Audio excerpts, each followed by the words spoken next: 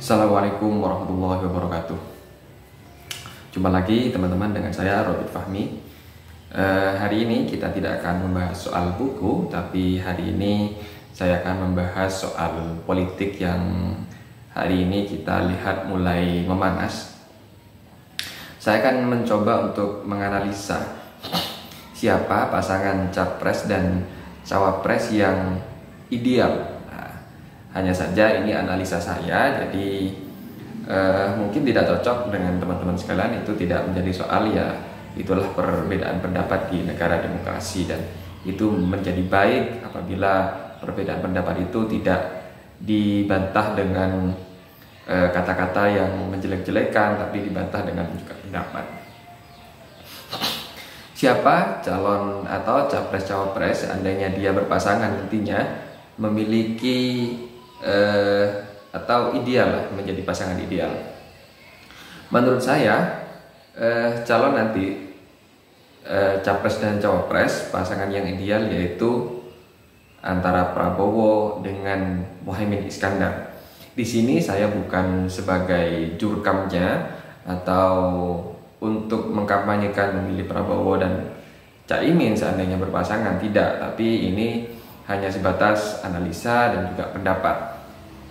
Baru-baru ini saya membaca berita di fifa.co.id kalau tidak salah. Wakil Ketua Umum Jazilul Fawait mengungkapkan bahwa pasangan Prabowo Subianto dengan Muhaimin Iskandar itu sudah rampung dan sudah fix. Jadi tinggal menunggu waktu yang tepat untuk melakukan deklarasi. Ini artinya bahwa kedua pasangan ini yang sebelumnya sudah bersama-sama mendaftarkan diri ke KPU bareng-bareng, berarti memang ada kemungkinan besar mereka akan benar-benar berpasangan, fix, dan tinggal deklarasi saja. Lantas kemudian kenapa kok Prabowo dan Muhaimin Iskandar ini menjadi pasangan yang ideal? Alasannya sederhana. Saya rasa dua tokoh ini memiliki pemilih yang tetap. Pemilih yang tetap atas dasar pertama, Prabowo itu dia pernah mencalonkan presiden dua kali, tahun 2014 dan tahun 2019, dan keduanya berakhir dengan kekalahan. Dan lawannya itu juga sama, Bapak Joko Widodo.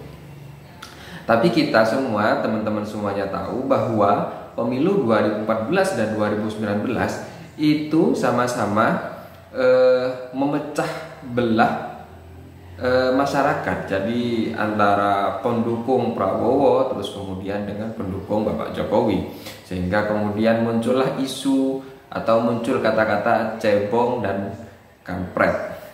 Dan mungkin sampai sekarang itu ya, antara cebong dan kampret itu terus berdebat di media sosial.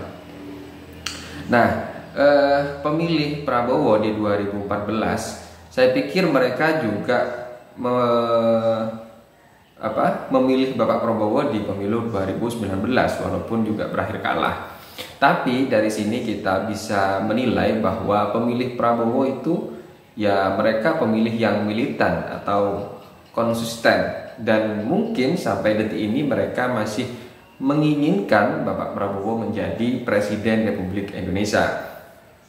Jadi kalau saya nilai pemilih ini dari 2014-2019 ada kemungkinan besar 70% masih tetap akan memilih Bapak Prabowo Subianto. Lantas kemana yang 30%-nya? 20%-nya ini saya rasa mereka mungkin agak sedikit kecewa, sehingga nanti menyebar ke calon lainnya. Karena kita tahu setelah pemilu 2019, Prabowo menerima pinangan Bapak Joko Widodo untuk masuk ke pemerintahan dan menjadi Menteri Pertahanan. Sementara yang 10%-nya kemana? 10%-nya juga mereka yang meninggalkan gara-gara kecewa dengan Pak Prabowo. Siapa mereka? Yaitu kelompok 212 yang kemungkinan besar nantinya akan berpindah haluan atau berpindah dukungan kepada Anies Baswedan. Dan saya rasa dari sana kita dapat melihat dengan jelas bagaimana pemilih atau pendukung Bapak Prabowo Subianto nantinya ketika dia benar-benar berpasangan dengan Muhaimin Iskandar. Kenapa kok Muhaimin Iskandar pasangan yang ideal sebagai cawapres? Karena Muhaimin Iskandar nantinya akan menjadi perwakilan dari kaum Nahdliyin. Itu pun seandainya dari golongan Nahdliyin itu tidak ada keterwakilan. Misalkan kalau sekarang yang digadang-gadang itu ada Ibu Khofifah, terus kemudian Yeni Wahid itu digadang-gadang bakalan maju. Tapi seandainya dua sosok ini tidak maju di kontestasi Pilpres mendatang, maka hanya Caimin satu-satunya sosok yang menjadi perwakilan kaum Nahdliyin. Walaupun PKB sempat sedikit bersendagurau lah dengan PBNU, bahkan Caimin sedikit bersinggungan dengan Yeni Wahid di Twitter, bahkan sempat viral. Tapi itu bukan menjadi persoalan menurut saya, karena memang nantinya ketika Pilpres kaum Nahdliyin tidak punya pilihan lain, karena mereka pasti satu bakal melihat, karena mereka merasa ada keterwakilan dari kelompoknya, sehingga kemungkinan besar akan memantapkan pilihannya kepada Caimin. Maka dari situ pasangan ini antara Prabowo dan Muhaimin Iskandar seandainya nanti benar-benar melakukan deklarasi dan tidak ada persoalan apapun sampai pendaftaran di KPU sebagai capres dan cawapres, ini adalah pasangan paling ideal.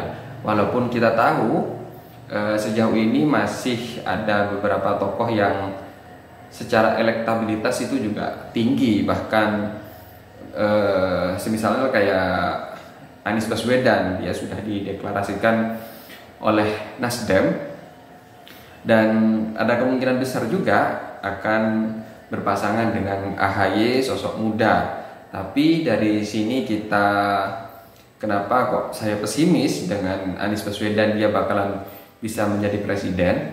Karena ada kelompok 212 yang mereka nantinya akan memberikan dukungannya kepada Pak Anies Baswedan. Nah, ini menurut saya bukan justru positif, tapi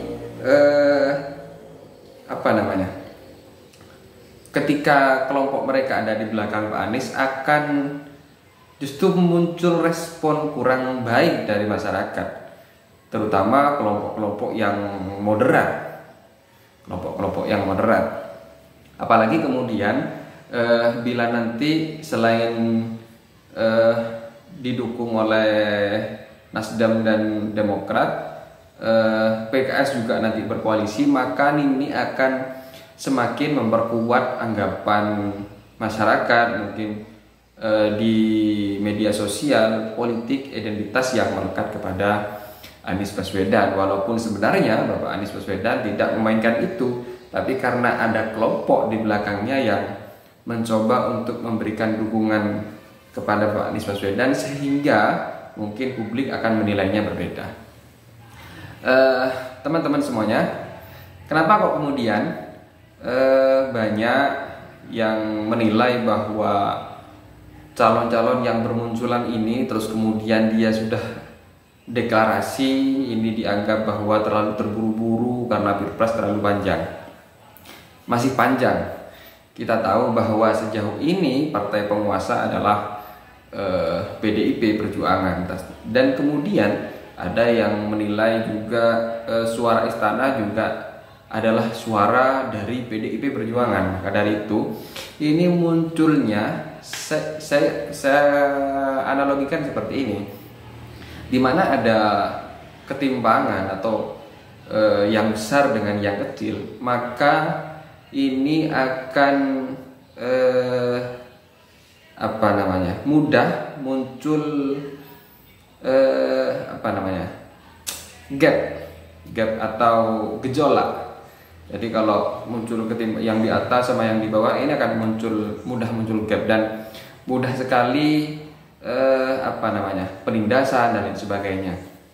Dan yang di bawah nantinya akan berusaha untuk menjatuhkan yang di atas. Ini sudah alamiah menurut saya. Kita tahu bahwa di sini PDIP Perjuangan sebagai partai politik penguasa pemilu dan dia juga pengusung presiden Bapak Joko Widodo. Maka dari itu tidak menutup kemungkinan partai-partai yang berada di bawah, yang bukan sebagai pemenang pemilu, tapi secara suara mereka kalah dengan PDIP, mereka akan berusaha untuk bagaimana nantinya bisa menyalip PDIP. Makanya mereka mencuri start dulu. Terlebih lagi sekarang ini PDIP menurut saya ya dalam posisi dilema. Di satu sisi Ibu Mega menginginkan Puan Maharani untuk